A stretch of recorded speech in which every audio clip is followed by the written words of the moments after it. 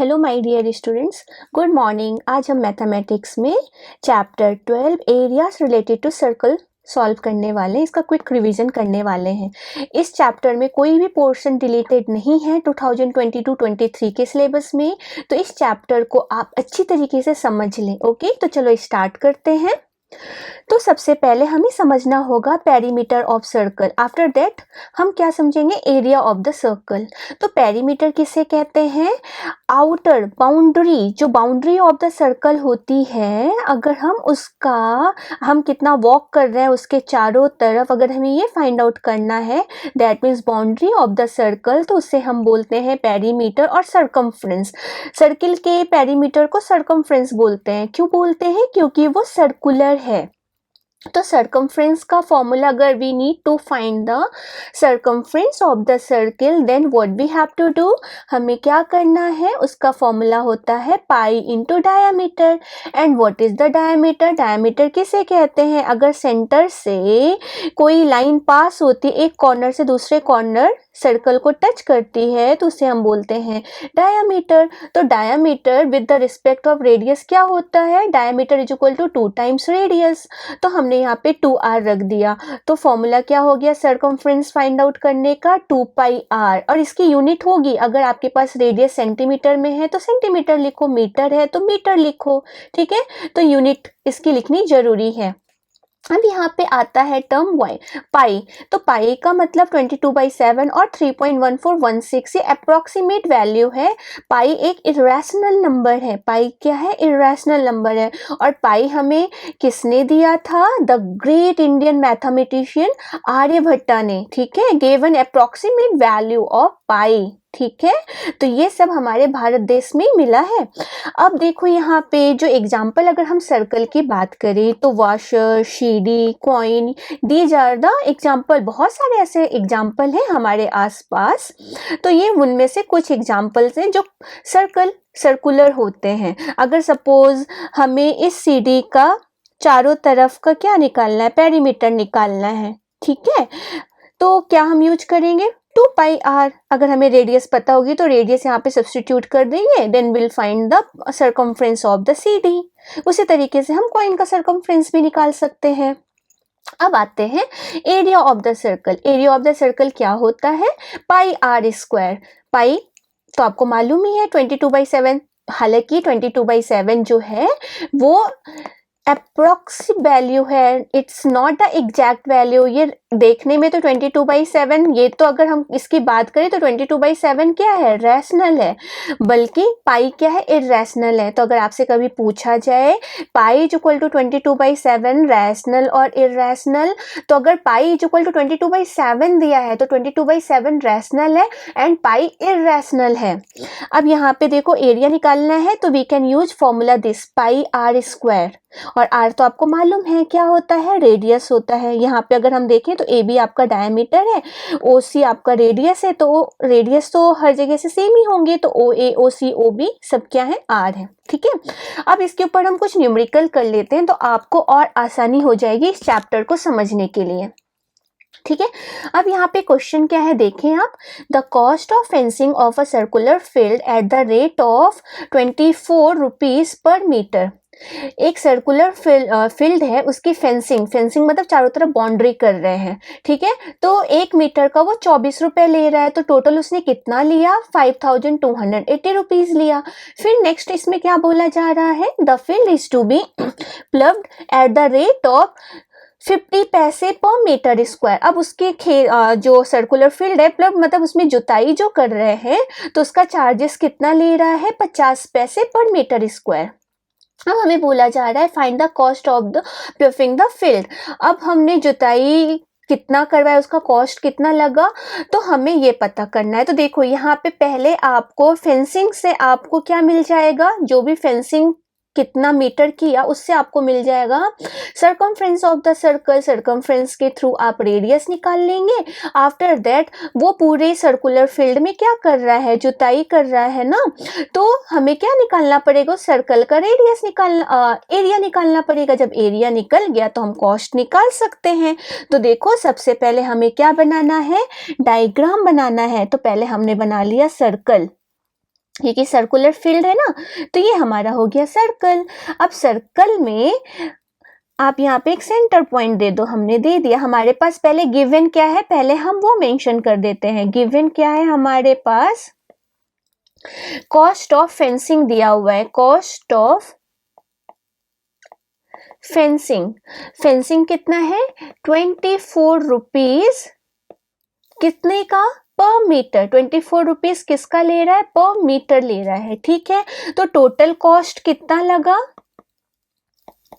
Total cost है हमारा 5280 rupees, इतना ये उसने टोटल पे किया। तो फेंसिंग के थ्रू हम निकाल सकते हैं ना, देखो 24 रुपए पर मीटर ले रहा है और टोटल कॉस्ट हुआ 5280, तो हम इससे निकाल सकते हैं सर्कुलर फील्ड का सरकमफ्रेंस। तो सर्कुलर फील्ड सरकमफ्रेंस, सरकमफ्रेंस क्या हो जाएगा आपका, 5280 को अगर हम 24 से डिवाइड कर दे तो 24 दूनी 48 और यहाँ पे हो गया फिर 24 दूनी 48, 220 मीटर। तो 220 मीटर है उसका सरकमफ्रेंस, 220 मीटर का उसने 5280 रुपए लिया है, ठीक है। यहाँ से हमें ये पता चल गया। सो सरकमफ्रेंस, सरकमफ्रेंस को हम सी से इंडिकेट करते हैं, is equal to 2 pi r. अब यहाँ पे सरकमफ्रेंस कितना आ गया है, 220 रुपए। 2 इंटू पाई, पाई की जगह 22/7 and we need to find the value of r. तो हम आर को आर रहने देंगे, तो आर इज इक्वल टू कितना हो गया, 220 इंटू 7 डिवाइडेड बाई 2 इंटू 22। ये समझ में आया कैसे लिखा, जब ये 7 इधर जाएगा तो मल्टीप्लाई में और 2 इंटू 22 कहाँ जाएगा, डिवाइड में। आ रही है बात समझ में। तो इस तरीके से हमने r निकाल लिया। तो r की वैल्यू क्या हो गई, हम 2 से 220 को डिवाइड करेंगे तो 110, ठीक है। हम यहाँ पे देखो, यहाँ पे कैलकुलेट कर रहे हैं, तो ये हो गया 110 और यहाँ से हो गया 2 से फिर अगेन डिवाइड किया तो ये 11 से कर लो, 11 से ज़्यादा इजी रहेगा। 11 2 जा 22 और ये 10 हो गया। फिर 2 से 10 को डिवाइड किया तो 5 5 से 1 जा 35, तो हमें क्या मिला, 35 मिला। तो रेडियस हो गई 35। अब यूनिट लिखना जरूरी है, 35 मीटर, यहाँ तक हो गया। अब हमने रेडियस तो निकाल ली, हमें लेकिन किसका कॉस्ट निकालना है, चारों तरफ उसने जुताई की और जुताई का कॉस्ट कितना लग रहा है, 50 पैसे पर मीटर स्क्वायर। तो हमें जुताई का कॉस्ट निकालना है, उसने जुताई का कितना पैसा दिया। तो हम क्या करेंगे, एरिया निकालेंगे। तो area of the field, area of the field क्या हो जाएगा, पाई आर स्क्वायर। अब यहाँ पे पाई मतलब 22/7, यहाँ पे दे रखा है ना कि पाई हमें क्या लेना है, 22/7, इसलिए ले रहे हैं, ठीक है। और आर, आर क्या है, 35 स्क्वायर, इसलिए मैंने 2 बार लिख दिया। अब 7 से हम डिवाइड करेंगे 35 को, तो 7 5 जा 35, तो यहाँ पे कितना हो जाएगा, 5 2 जा 10, 110 और यहाँ पे हो गया 35। दोनों को मल्टीप्लाई करो, 11 35 को, तो 11 5 55, 11 3 33 38, 3850 स्क्वायर मीटर। तो आपको इसका यूनिट किस में लिखना है, मीटर स्क्वायर में। क्यों, क्योंकि यहाँ पे देखो रेडियस 2 टाइम्स था ना, 35 तो मीटर मीटर होकर के मीटर स्क्वायर हो गया ना, तो ये लिखना है 3850 मीटर स्क्वायर, ये एरिया आया है। अब आपको क्या निकालना है, कॉस्ट, कॉस्ट ऑफ प्लफिंग। तो कितना हो गया,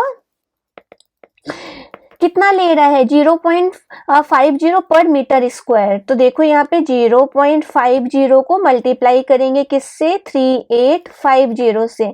अगर आपको लग रहा है कि अरे 5 से कैसे मल्टीप्लाई करें, थोड़ा सा और इजी होना चाहिए था, मल्टीप्लाई करने में टाइम लग रहा है, तो देखो 50 को सेल भी राइट, 50/100 क्योंकि है, 2 से डिवाइड करो 3850 को, वो तो ज़्यादा आसान है, तो मैंने लिख दिया 2 से डिवाइड किया, 2 एकम में 2, 2 नमा 18, 2 दूनी 4, 2 पंचे 10, 1925 रुपीज लगा, ये कॉस्ट आया, ठीक है। इतना रुपए लगा किसमें, उस फील्ड को फ्लफिंग कराने में। तो इस तरीके से हमें सॉल्व करने हैं, ठीक है।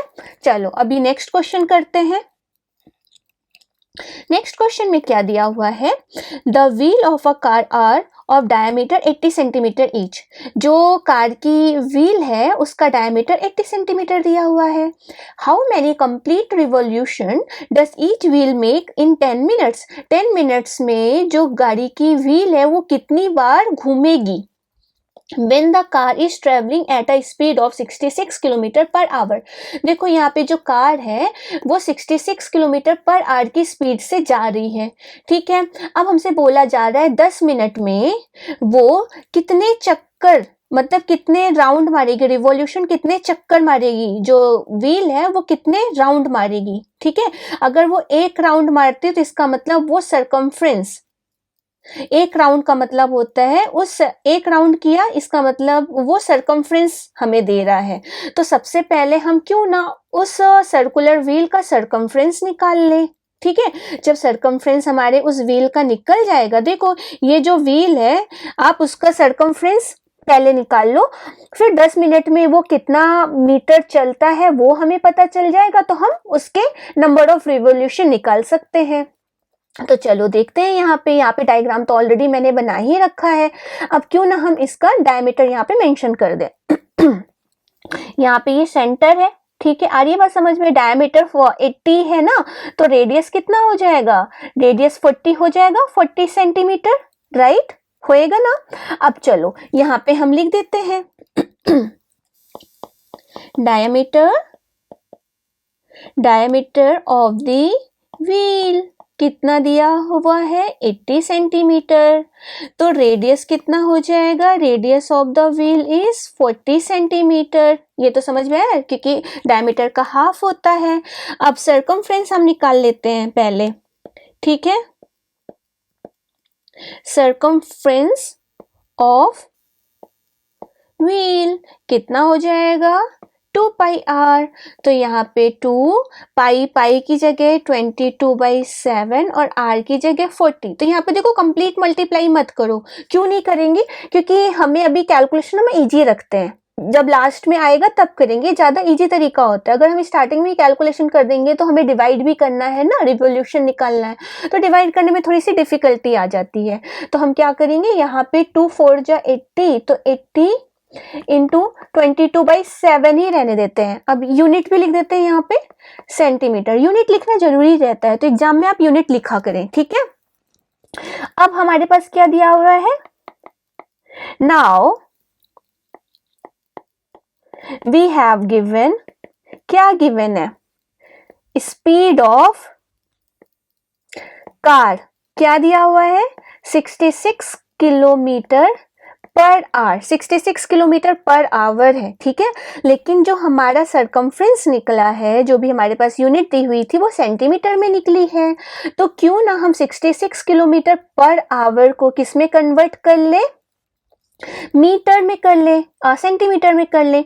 तो हमें पता है ना, यहाँ पे देखो 66 किलोमीटर, 1 किलोमीटर में कितने मीटर होते हैं, तो 1000 मीटर होते हैं। अगेन मीटर को किस में कन्वर्ट करना है, सेंटीमीटर में करना है, तो 1 मीटर में 100 सेंटीमीटर। और आवर है ना, तो आवर को हम सेकेंड में कर लेते हैं, क्योंकि मिनट्स में कर लेते हैं, नॉट सेकेंड, क्योंकि 10 मिनट्स के रिस्पेक्ट में निकालना है। देखो यहाँ पे 10 मिनट्स, तो हमें मिनट चाहिए ना, तो यूनिट जरूरी है सबकी सेम करना, तो हमने यहाँ पे 60 से डिवाइड कर दिया।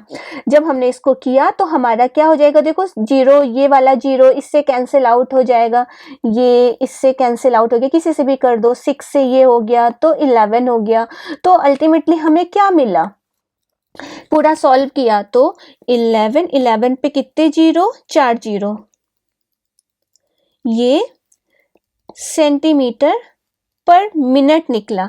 लेकिन हमें क्या निकालना है, distance travelled by car in 10 minutes, 10 minutes का निकालना है। डिस्टेंस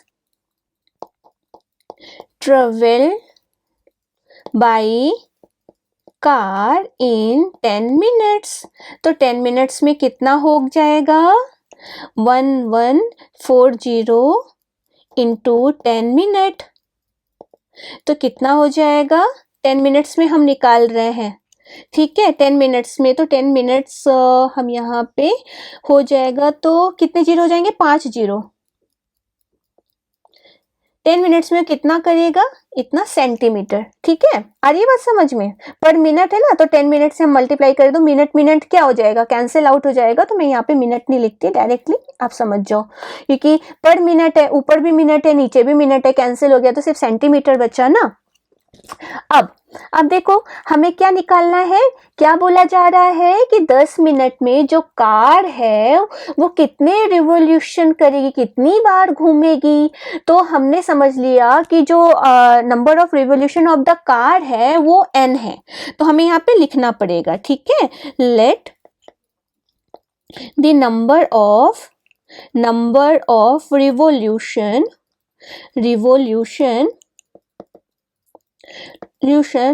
of the wheel किसका, of the car be n है। ठीक है, आ रही है बात समझ में? यहाँ पे लाइन खींच देते हैं ताकि और अच्छी तरीके से समझ में आ जाए। ये हो गया। तो अब हम क्या करेंगे यहाँ पे, now n is equal to distance travel in one revolution, distance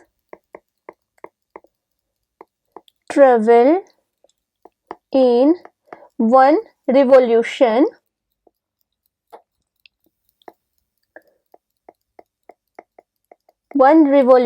is equal to distance travel in 10 minutes, distance travel in 10 minute. ठीक है, n इंटू मतलब अगर हमने n से distance travel in one revolution को अगर हमने n टाइम्स कर दिया तो किसके इक्वल होगा, 10 मिनट के डिस्टेंस के ट्रेवल के बराबर, क्योंकि हमें 10 मिनट का ही तो निकालना है कि 10 मिनट में कितनी बार घूमता है, तो इसी तरीके से लिखेंगे ना, और तो कोई तरीका हो नहीं सकता। तो n into distance travel in one revolution में वो कितना डिस्टेंस ट्रेवल करता है, देखो सर्कमफ्रेंस ऑफ द व्हील तो कितना है 80 इंटू 22/7 था ना, और डिस्टेंस ट्रेवल इन 10 मिनट्स में कितना आया, 11 पे 5 0, यही आया था ना।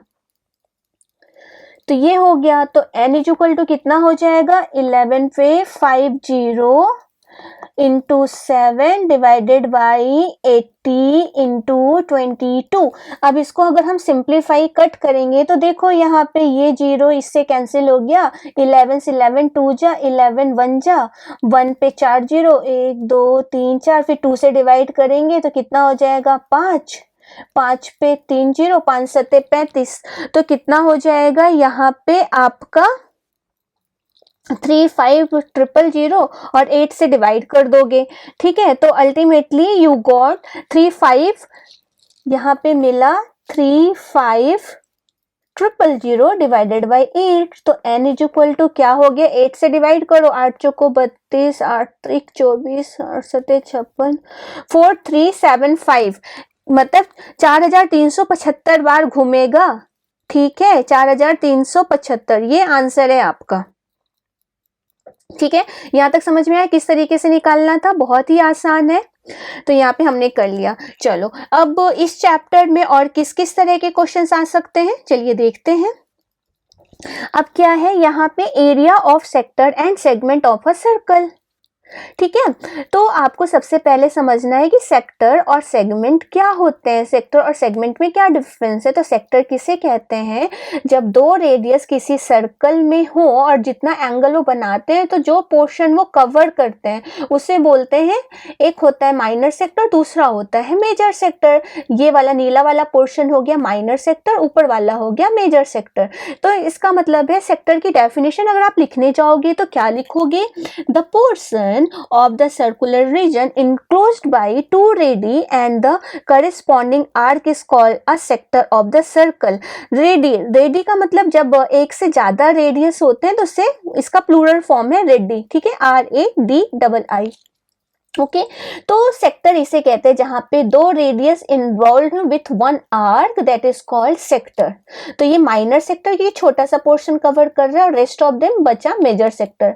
तो अगर हम सेक्टर यहाँ पे बता रहे हैं, तो जितना लेफ्ट आउट है वो मेजर सेक्टर है, जो ज्यादा पोर्शन कवर कर रहा है वो मेजर सेक्टर है। अगर हमें सेक्टर का एरिया निकालना है, एरिया दैट मीन्स हमसे बोला जाए find the area of the sector, तो दैट मीन्स APB अगर आपको माइनर सेक्टर निकालना है, ठीक है, तो क्या यूज करोगे, theta upon 360 upon pi r square, ये फॉर्मूला है, आपको ये यूज करना है, ठीक है। अगर बोला जाता है length of the arc, arc मतलब APB वाला निकालना है, माइनर की बात अभी हो रही है, तो क्या यूज करोगे, theta upon 360 into 2 pi r. और अगर सपोज आपसे बोला जा रहा है मेजर सेक्टर का आर्क निकालना है, तो यहाँ पे थीटा क्या हो जाएगा, फिर ये बड़े पूरा कंप्लीट सर्कल कितने का होता है, 360 का होता है, 360 से वाला माइनस कर दो, जितना बचा उसके रिस्पेक्ट में निकाल दो, वहां पे थीटा रख दो। अब आता है दूसरा सेगमेंट। अब सेगमेंट किसे कहते हैं, हालांकि मैंने पिछले क्लास में बताया था कि सेगमेंट क्या होता है, लेकिन फिर भी जो ये लाइन है, जितना पोर्शन ये कवर करी, एक कॉर्ड और एक आर्क, कॉर्ड विथ आर्क जो पोर्शन कवर करती है उसे बोलते हैं सेगमेंट। फिर वो भी अगेन 2 पार्ट्स में डिवाइड होता है, माइनर और मेजर। अगर छोटा पार्ट है तो उसे बोलेंगे माइनर, और जो बड़ा वाला पार्ट है उसे बोलेंगे मेजर। और अगर हमें एरिया ऑफ द सेगमेंट निकालना है, माइनर या मेजर, तो आपको क्या करना पड़ेगा, पहले आपको रेडियस बना दिया, तो पहले आपको सेक्टर का एरिया निकालना है, एरिया ऑफ द सेक्टर, फिर उसमें से area of the triangle subtract कर दो, तो क्या मिल जाएगा, सेगमेंट का एरिया। तो फॉर्मूला क्या हो गया, area of the sector minus area of the triangle. अब यहाँ पे बात आती है कि भाई अब तो हमें एरिया ट्रायंगल का भी निकालना है, तो ट्रायंगल का एरिया आपको मोस्टली 2 ही टाइप के ट्रायंगल होंगे जिसमें आप इजीली अप्लाई कर सकते हैं। कौन कौन से 2 ट्रायंगल होंगे, या तो वो इक्विलेटरल ट्रायंगल बनेगा या तो वो राइट एंगल ट्रायंगल बनेगा। मतलब आपके अभी क्लासेस, हालांकि वो स्केलन ट्रायंगल भी बन सकता है, जो कि हीरोन्स फॉर्मूला से निकालेंगे, लेकिन अभी तक यहाँ पे जितने भी प्रॉब्लम्स देखे गए हैं उसमें ये 2 तरीके के ही बनते हैं, ठीक है। अगर तीसरा भी बना, हीरोन्स फॉर्मूला अप्लाई कर देना उसका एरिया निकालने के लिए, ठीक है। तो यहाँ पे अगर इक्विलेटरल ट्रायंगल बनता है तो उसका एरिया क्या होता है, √3/4 साइड स्क्वायर। और अगर area of the right angle triangle बन रहा है तो क्या करोगे, 1/2 बेस इंटू हाइट करेंगे। साथ में इसमें थोड़ा सा एरिया निकालने के लिए कभी कभी हमें ट्रिग्नोमेट्री का भी यूज करना पड़ सकता है। तो ट्रिग्नोमेट्री मैंने आपको पढ़ाया ही था, कैसे आपको याद करना है, फिर से अगेन शॉर्ट ट्रिक दे देती हूँ। पंडित बद्री प्रसाद हर हर बोले सोना चांदी तोले। अगर आपको ये सेंटेंस याद हो गया, आप कुछ भी निकाल सकते हैं। तो पंडित और हर, इन दोनों को आपस में डिवाइड करेंगे तो साइन मिलेगा, यहाँ पे B/H करेंगे तो कॉस मिलेगा, B/H का मतलब बेस बाई हाइपोटेनस, और यहाँ पे P/B करेंगे तो tan मिलेगा। तो ये ऐसे आपको याद करना है, बहुत ही आसान है। और कहीं कहीं पे आपको ये डिग्रीज का भी यूज करना पड़ सकता है। तो sin 30 cos 60 दोनों की वैल्यू सेम होती है, sin 60 और cos 30 की वैल्यू सेम होती है, और sin 45 cos 55, बस इतनी आपको यूज करना है। ट्रिग्नोमेट्री का यहाँ पे थोड़ा सा यूज पड़ सकता है। तो चलो इसके ऊपर कुछ क्वेश्चंस करते हैं। अब पहला क्वेश्चन क्या है यहाँ पे, The length of the minute hand of a clock is 14 centimetre. जो length of the minute hand है वो कितना दिया हुआ है, 14 सेंटीमीटर दिया हुआ है। Find the area swept by the minute hand in 5 minutes. 5 minutes में वो कितना एरिया कवर करेगी, तो that means we need to find the area of the sector. ये मैंने 5 मिनट यहाँ पे और कर दिया। आप देख रहे हैं पहले ये यहाँ पे था, अब वो इधर पे आ गया 5 मिनट। तो 5 मिनट में आप लोगों को दिख रहा होगा मैंने यहाँ पे 30 डिग्री क्यों लिखा, तो चलो इसको भी समझ लेते हैं 30 डिग्री क्यों होगा। डायग्राम बनाना है आपको, हाँ? अब घड़ी तो नहीं बना सकते, सर्कुलर रीजन तो बना सकते हो ना, तो सर्कुलर बनाओ। अब देखो यहाँ पे वी नो दैट, हमें पता है, क्या पता है, लिखने से कुछ नहीं होता, पता होना भी चाहिए। We know that in 1 hour, 1 hour में कितने मिनट होते हैं, 60 मिनट होते हैं ना, तो वो लिखो। अब हमें पता है, अब क्या पता है, 60 minute is equal to 360 degree. 60 minute जाने पे वो 360 डिग्री बनाता है कि नहीं बनाता, एक कंप्लीट सर्कल होता है ना। तो 60 मिनट में 360 डिग्री होते हैं, तो 1 मिनट में कितने डिग्री होंगे, 360 डिवाइडेड बाई 60, तो 6 डिग्री होंगे 1 मिनट में। और हमें बोला गया है कि 5 मिनट, वो जो मिनट हैंड है वो 5 मिनट में कितना एरिया कवर करती है, तो हमें 5 मिनट का बताना है कि 5 मिनट में कितना एंगल बनेगा। तो 6 डिग्री इंटू 5 तो कितना हो गया, 30 डिग्री। 5 मिनट में वो 30 डिग्री बनाएगा, इसलिए मैंने यहाँ पे 30 डिग्री लिखा है। आ रही है बात समझ में। अब हमें निकालना है एरिया ऑफ द सेक्टर। यहाँ पे सेक्टर बन रहा है क्योंकि जो घड़ी की सुई थी मिनट वाली वही मूव हुई है यहाँ से यहाँ, ठीक है। तो हमें एरिया ऑफ द सेक्टर, यहाँ पे सेगमेंट का नहीं है, सेक्टर की बात चल रही है। तो एरिया ऑफ सेक्टर, क्योंकि यहाँ पे जो मिनट हैंड है वो रेडियस का काम कर रही है। Sector of angle theta, theta यहाँ पे क्या है 360 डिग्री 30 डिग्री है ना, तो थीटा अपॉन 360 इंटू क्या पाई आर स्क्वायर, एरिया बोला है इसलिए पाई आर स्क्वायर रख रहे हैं। तो यहाँ पे 30 अपॉन 360, पाई की जगह क्या रखना है, कुछ नहीं दिख रहा है, 22/7 रख दो। अब कभी कभी जब हमारे पास ये गिवन ना हो कि हमें पाई की वैल्यू क्या रखना है, तो मैं बताऊं सबसे आसान तरीका पाई को समझने का कि आपको कब 22/7 रखना है और कब 3.14। जब भी 22/7 तब रखो जब रेडियस 7 की टेबल में आए, 7 का मल्टीपल हो, ठीक है। अगर 7 का मल्टीपल रेडियस दिया हुआ है तो 22/7 रखो।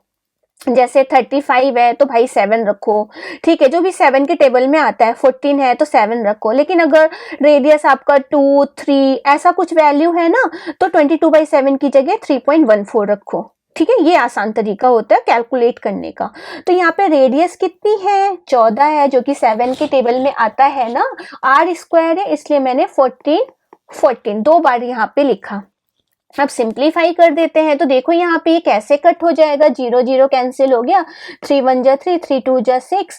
अब यहाँ से 2 से डिवाइड किया, 2 6 जा, और ये 11 हो गया, फिर 2 से किया 2 3 जा, और ये 2 7 जा, और ये 7 7 कैंसिल हो गया। बचा क्या 11 और 14। 11 और 14 को दोनों को मल्टीप्लाई करोगे तो कितना हो जाएगा, 11 चौक 44, 154 हो जाएगा। और डिनोमिनेटर में एक 3 बचा रह गया ना, तो ये आंसर लिखो यूनिट में सेंटीमीटर स्क्वायर। लास्ट में सेंटेंस लिखो, the area of swept by the minute hand is 154/3 centimetre square. ऐसे थोड़ा सा वर्ड्स में लिख दो, मार्क्स थोड़ा सा अच्छे से मिल जाए। हाँ, तो ये तरीका होता है सॉल्व करने का, ठीक है। अब इसमें एक और टाइप के क्वेश्चन आ सकते हैं। अब क्या क्वेश्चन हो सकता है, देखो, अ chord of a circle of radius 15 centimetre, ठीक है, subtend an angle of 60 degree. हमारे पास रेडियस दिया हुआ है 15 सेंटीमीटर और वो कितना एंगल बना रही है, 60 डिग्री, ठीक है।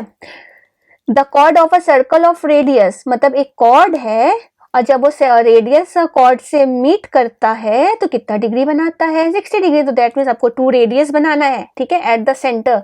Find the areas of the corresponding minor and major segments of the circle. अगर ऐसा क्वेश्चन आ जाए जिसमें सेगमेंट्स निकालने हैं तो समझ जाओ बेटा कैलकुलेशन थोड़ा करना पड़ेगा। कैलकुलेशन क्यों, क्योंकि जब भी सेगमेंट की बात आती है ना तो आपको पहले सेक्टर का एरिया निकालना पड़ता है, तो इसमें थोड़ा सा कैलकुलेशन ज्यादा हो जाता है। तो ये आपका 3 मार्क्स या उससे ज्यादा में तो आएगा ही आएगा, ठीक है। आ रही बात समझ में। साथ में आपके पास जो यूज करने के लिए दिया है उनका यूज करो। पाई की जगह 3.14 रखना और √3 की जगह 1.73 रखना। अगर ये मेंशन नहीं होता तो आप अपने हिसाब से रख सकते थे, तब आंसर आपका अप्रोक्स में आता, ठीक है। जरूरी नहीं कि आपके बगल वाले बच्चे का कुछ और आया, आपका ही आया, आपने पूछा क्या मार्क्स है, क्या मार्क्स है, तो ऐसे नहीं चलेगा, ठीक है। दोनों के अलग अलग आंसर थोड़े बहुत अप्रोक्स हो सकते हैं, ठीक है। लेकिन अगर वैल्यू दी हुई है तो काफी हद तक अगर आपने कैलकुलेशन किया है तो डेसिमल के बाद वाले डिजिट्स काफी हद तक सही आते हैं, कहीं कहीं पे 1-2 ऊपर नीचे हो सकता है। चलो देखो यहाँ पे, अब यहाँ पे कॉर्ड ऑफ अ सर्कल, यहाँ पे डायग्राम बना हुआ नहीं है तो सबसे पहले एक सर्कल बना लेते हैं, फिर उसका कॉर्ड देते हैं। तो मैंने यहाँ पे बना लिया सर्कल, ये बन गया हमारा सर्कल। सर्कल में मैंने दे दिया ये कॉर्ड, हो गया कॉर्ड। कॉर्ड तो इसे ही कहते हैं ना, कॉर्ड बोला है, डायमीटर नहीं बोला है, ठीक है। कॉर्ड बना लिया और यहाँ पे दे दिया सेंटर। अब क्या बोला जा रहा है, अ cord of a circle of radius 15 centimetre subtends an angle of 60 degree at the centre. Centre से जब हम कॉर्ड को जोड़ते हैं तो 60 डिग्री बना रहा है, ठीक है। तो ये मैंने एक रेडियस जोड़ दिया, ये दूसरा रेडियस जोड़ दिया। अब यहाँ पे मैंने दे दिया 60 डिग्री अकॉर्डिंग टू क्वेश्चन, यही बोला जा रहा है। इसमें नाम दे दिया, इसको दे दिया O P Q, यहाँ पे पॉइंट दे दिया R, क्योंकि मेजर और माइनर सेगमेंट है ना इसलिए हम थोड़े पॉइंट्स दे देते हैं। फिर उसके बाद OP कितना दिया हुआ है, 15 दिया है, तो ऑब्वियसली ये भी 15 होगा, ठीक है, आ रही है बात समझ में यहाँ तक। अब देखो आपको क्या निकालना है, माइनर सेगमेंट और मेजर सेगमेंट। तो दैट मीन्स आपको अगर मैं कहूँ तो सेगमेंट ये वाला पोर्शन है। कुछ ज्यादा ही बड़ा हो गया है ना, ठीक है। तो यहाँ पे ये वाला पोर्शन कलर कर दिया मैंने, ठीक है। ये वाला पोर्शन आपको निकालना है। तो इसको नहीं, माइनर सेगमेंट और मेजर सेगमेंट, ये है आपका माइनर सेगमेंट, माइनर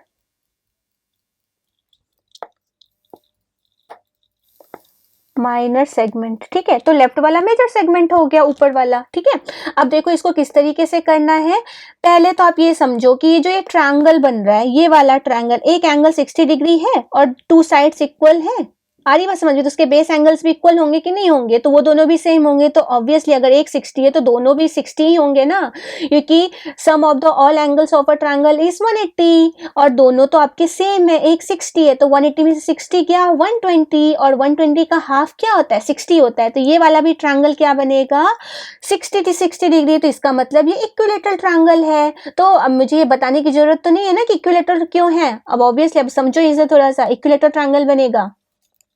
तो यहाँ पे पहले हमें क्या निकालना है, माइनर सेगमेंट का एरिया निकालना है ना। तो क्यों ना सबसे पहले हम सेक्टर का एरिया निकाल ले। तो एरिया ऑफ सेक्टर, कौन सा सेक्टर, OPRQ, ठीक है। क्या होता है, theta upon 360 into pi r square. अब यहाँ पे थीटा क्या है, 60 डिग्री है, और यहाँ पे 360 पाई आर स्क्वायर। पाई की जगह क्या रखेंगे हम, क्या दिया हुआ है, 3.14, और आर की जगह पे क्या रखेंगे, 15, रेडियस 15 दिया हुआ है ना, 15 स्क्वायर। अब इसको सिंप्लीफाई करो। यहाँ पे कैलकुलेशन कैसे करना है, ध्यान से देखो। यहाँ पे 60 से 360 को डिवाइड करेंगे तो 1/6 आएगा। यहाँ पे 3.14 और 15 का स्क्वायर कितना होता है, 225, ठीक है। 225 को 3.14 के साथ मल्टीप्लाई करोगे तो 706.5 ये आएगा, डिवाइडेड बाय 6। अब 6 से डिवाइड करो तो तुम्हें क्या मिलेगा, 117.75 ये मिलेगा, और इसका यूनिट दो, ठीक है, सेंटीमीटर स्क्वायर। क्लियर है, यहां तक हमने निकाल लिया। ये वाला पहला पोर्शन हो गया, ये वाला पहला पोर्शन हो गया, ठीक है। आ रही बात समझ में? इसको कलर नहीं करते, ठीक है, ताकि आपको कंफ्यूजन ना हो। ये हो गया आपका पहला, this is your first part. हम दूसरा क्या करेंगे, area of the equilateral triangle निकालेंगे। क्यों निकालेंगे area of the equilateral triangle, हमने इस पोर्शन का निकाल लिया, ठीक है, पूरा।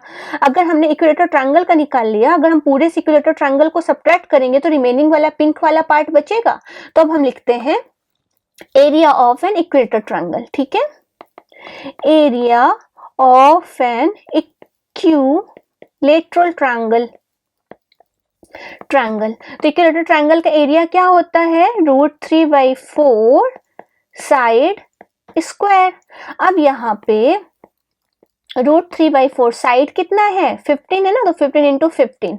अब 15 इंटू 15 कितना हो जाएगा, 225 डिवाइडेड बाई 4 इंटू √3। तो 225 को अगर हम 4 से डिवाइड करेंगे तो कितना हो जाएगा, 56.25 √3। अब √3 की वैल्यू दी हुई है, क्या दी हुई है, 1.73। मल्टीप्लाई कर दो तो हो जाएगा यहाँ पे 97.3125 सेंटीमीटर स्क्वायर। यूनिट लिखना जरूरी है, अगर यूनिट नहीं लिखोगे मार्क्स जाएंगे, ठीक है।